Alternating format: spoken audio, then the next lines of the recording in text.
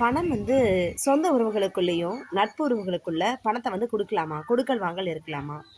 நல்ல நண்பர்களாக இருக்கிறோம், அந்த பணத்தை வந்து நம்ம ஏன் கொடுக்கணும்?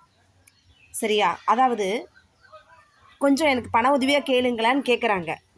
கேட்கும்போது நம்ம என்ன பண்ணுறோம்? நம்ம மனசு அவங்களுக்கு இல்லைன்னு சொல்ல மாட்டேங்குது. நம்ம என்ன பண்ணுறோம்? உதவி செஞ்சிடறோம். உதவி செஞ்சதுக்கப்புறம் அவங்க என்ன பண்ணுறாங்க? திருப்பி தரதுக்கு டிலே ஆகுது.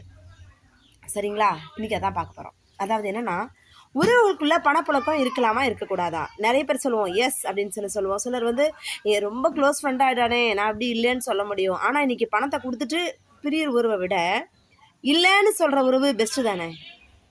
சரிங்களா? உங்கள்கிட்ட யாராவது உதவின்னு கேட்டால் உங்ககிட்ட நிறைய இருந்தால் என்ன பண்ணலாம்? ஆமான்னு சொல்லலாம். இல்லைங்கிற பட்சத்தில் என்ன சொல்லணும்? நோ தான் நம்ம சொல்லணும். இல்லை இப்போ எனக்கு என்னோடய ஃப்ரெண்ட் அட்வைஸ் பண்ணாங்க, தனா நீ வந்து என்ன பண்ணு, உங்ககிட்ட யாராவது பணம் உதவின்னு கேட்டு வந்தால் நீ என்ன பண்ணு,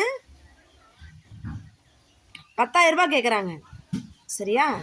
நீ என்ன பண்ணு, அந்த 10,000 ரூபாய் கேட்க வேண்டிய இடத்துல உன் கையிலேருந்து ஒரு 100 ரூபாய் தான் இருக்குன்னு கொடு. இல்லைன்னு சொல்லாத.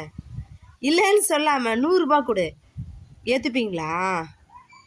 இது குட் அட்வைஸா இல்லையா? கமெண்ட்ஸில் கொடுங்க பார்க்கலாம். இன்னைக்கு தமிழ்நாட்டில் எஸ்பெஷலி வட்டிக்கு ஆசைப்பட்டு எத்தனை பேர் பணத்தை கொடுக்குறாங்க. அந்த வரக்கூடிய அந்த பணத்தை சிறு தொகையாக இருந்தாலும் சரி, நமக்கு இவங்க பணம் கொடுக்குறாங்களே பரவாயில்ல, இன்ட்ரெஸ்ட் எவ்வளோ வட்டியாக இருந்தாலும் பரவாயில்ல, நாங்கள் வாங்கிக்கிறோம், நாங்கள் அந்த வட்டி உங்களுக்கு கரெக்ட் டைமில் கொடுத்துட்றோம், எங்களுக்கு பணம் மட்டும் கொடுங்க அப்படின்னு சொல்லி வாங்கிட்டு அந்த வட்டியும் கட்ட முடியாமல் அசலும் கொடுக்க முடியாமல் இவன் கொடுத்தவன் பணத்தையும் வாங்க முடியாமல் எத்தனை பேர் கோர்ட்டு கேஸ் நுழையிறாங்க. அதுக்கு ஒரு கம்ப்ளைண்ட் வேறு. என்ன கம்ப்ளைண்ட் கொடுப்பாங்க? இவன் என் பணத்தை தரேன்னு சொன்னேன் ஏமாத்துட்டான். இதெல்லாம் நடக்கக்கூடிய கரண்ட்டாக நடக்கக்கூடிய இஷ்யூஸ். நீங்கள் யாருக்கிட்டையும் தயவு செஞ்சு பணத்தை கொடுத்து ஏமாறாதீங்க. சரிங்களா? ஒரு ராஜா இருந்தாராம். அந்த ராஜா என்ன பண்ணுவாராம், தன் மகனுக்காக 3 விதமான செல்வங்களை சேர்த்து வச்சுருந்தாராம். அவருடைய இறப்புக்கு அப்புறம் தன்னுடைய மகன் பயன்படுத்திக்கலாம் அப்படின்னு சொல்லிட்டு முன் ஜாக்கிரதையாக செஞ்சாராம். இந்த பையன் என்ன யோசிச்சான் தெரியுமா? அந்த 3 விதமான பொருட்கள் என்ன தெரியுமா? ஒன்று வந்து பார்த்தீங்கன்னா வீடு, இவர் பேரில் வந்து ரிஜிஸ்டர் பண்ணி நிறைய வீடுகள் வச்சுருக்காரு. இன்னொன்று பார்த்தீங்கன்னா செல்வம், என்ன பண்ணியிருக்காரு? பானை நிறைய தங்க நாணயங்கள், பானை நிறைய வைரங்கள், இதெல்லாம் வச்சுருந்தாராம். 2 ஆயிடுச்சா? 3வது பணத்தை சேர்த்து வச்சுருந்தாங்களாம். நீங்கள் சொல்லுங்கள், இந்த 3மே ஒரு மனிதன் இறப்புக்கு பின்னாடி வருவான்? சொல்லுங்கள். பணம் இருக்கும்போது மனுஷன் என்ன பண்ணுறான்? பெண் போதை, ஆமாவா? போதை,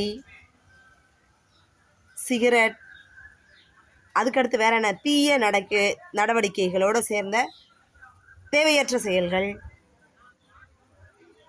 கெடுதல் பயக்கக்கூடிய நண்பர்கள், இதன் மூலம் பணம் எல்லாமே அழிஞ்சு கடைசியாக எதுவுமே அற்ற நிலையில் ஒரு மனுஷன் தனிச்சு நிற்கிறான். தான் வீட்டை கூட அடமானம் வைக்கக்கூடிய சூழ்நிலையில். அப்போ அந்த சுச்சுவேஷன் வரும்போது அவன் என்ன பண்ணுவான்? அவன் கூட நிற்கிறவங்க அந்த சொந்த உறவுகளா, நண்பர்களா, இல்லாட்டி அவங்க கூட இருந்து அந்த அனுபவித்த அந்த சொந்த பந்தங்களா? யாருமே கிடையாதுங்க. Be alert. இதுதான் இப்போது ட்ரெண்டிங்காக போயிட்டுருக்கு. அனிமேஷன் வீடியோஸ் மட்டும் கிடையாது. இப்போ ட்ரெண்டிங்கில் இருக்கிறது என்ன? கடன். ஒரு பையன் கண்ணு தெரியாதவன், அப்பா அம்மா இல்லை, இறந்துட்டாங்க. இந்த பையனை கல்யாணம் பண்ணி வைக்கிறேனே சொல்லி மாமா பொண்ணை காமிச்சு என்ன பண்ணுறது?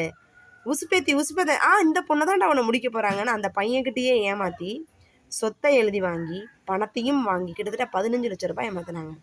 அந்த பையனுக்கு கண்ணு தெரியாது. அப்போ அந்த ஊரில் போய் நின்று சண்டை போடுறேன், என்னடா இப்படி ஒரு அநியாயம் பண்ணுறீங்களே, நீ யாருமா? நான் அவனுக்கு அக்கா. ரத்த பந்தமா? கிடையாது. அப்போ உனக்கு ரைட்ஸ் இல்லை, போ.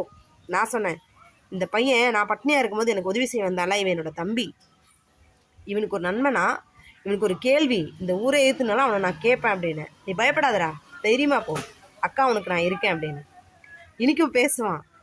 ஆனால் இந்த மாதிரி மனுஷங்கக்கிட்ட பேசக்கூடிய துணிச்சலான அந்த துணிச்சல் கூட இல்லை பிள்ளைங்கள்ட்ட. உண்மை தானே? நீங்கள் என்ன பண்ணுறீங்க? நிறைய பேர் இன்றைக்கி நாம் பண்ணுற தப்பே இந்த விஷயந்தாங்க. அந்த விஷயத்தில் கொஞ்சம் நம்ம அலர்ட்டாக இருந்தோம்னா நம்ம ஜெயிச்சு காமிச்சிடலாம். சரியா? வட்டிக்கு பணம் வாங்குதல் தப்பு, கொடுப்பதும் தப்பு. வேண்டாம், முடிஞ்சால் உதவி செய்யலாம். அதே நேரத்தில் அந்த பணத்தை வாங்குகிறோம் கொடுக்குறோம் அப்படிங்கிறத விட ஒரு நட்பு முறியாமல் இருக்கிறதுக்கு சமூகமான ஒரு சூழ்நிலையில் கொடுத்து பகையாவோமா அப்படிங்கிறத விட இல்லைன்னே சொல்லிட்டு போயிடலாம். இன்றைக்கி சொன்ன கருத்து பிடிச்சிருந்ததுனா லைக் பண்ணுங்கள், ஷேர் பண்ணுங்கள், கமெண்ட் பண்ணுங்கள் அண்ட் சப்ஸ்கிரைப் பண்ணுங்கள்.